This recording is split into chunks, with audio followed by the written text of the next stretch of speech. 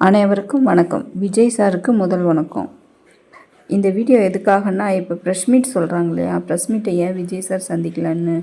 அந்த காலத்தில் ஊடகத்துறை கம்மியாக இருந்துச்சு, அதனோட பயன்பாடு அதிகமாக இருந்துச்சு. ஆனால் இப்போ எல்லா இடங்கள்லையும் ஈஸியாக ஒரே வினாடியில் போய் ஒரு செய்தி ஒரு சின்ன குழந்தைக்கு கூட ரீச் ஆகுது.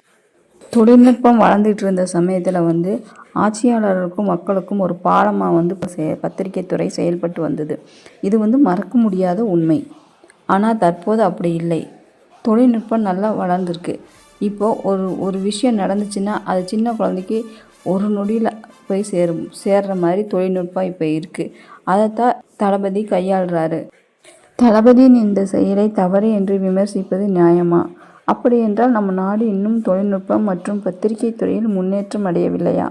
ஒர்க் ஃப்ரம் ஹோம்னு கிண்டல் செய்கிறவங்க எல்லாத்துக்கும் நான் ஒன்று சொல்லிக்கிறேன். ஒர்க் ஃப்ரம் ஹோம் கிடையாதுங்க, ஒர்க் ஃப்ரம் தமிழ்நாடு. பத்திரிகை துறையில் ஹானஸ்ட்டாக கொஸ்டின் கேட்குறவங்க நிறைய பேர் இருக்காங்க. மதன் கௌரி ஹானஸ்ட்டாக கொஸ்டின் கேட்பார். அவரை கூப்பிட்டு இன்டர்வியூ கொடுக்கலாம். இது எங்களோட சின்ன கோரிக்கை. தளபதி இதை பரிசீலனை பண்ணுவாருன்னு நாங்கள் கண்டிப்பாக நம்புகிறோம். இந்த வீடியோ பார்த்த அனைவருக்கும் நன்றி. நாளை நமதே, மாற்றமும் நமதே. விடியலின் கரங்கள் ஓங்கட்டும்.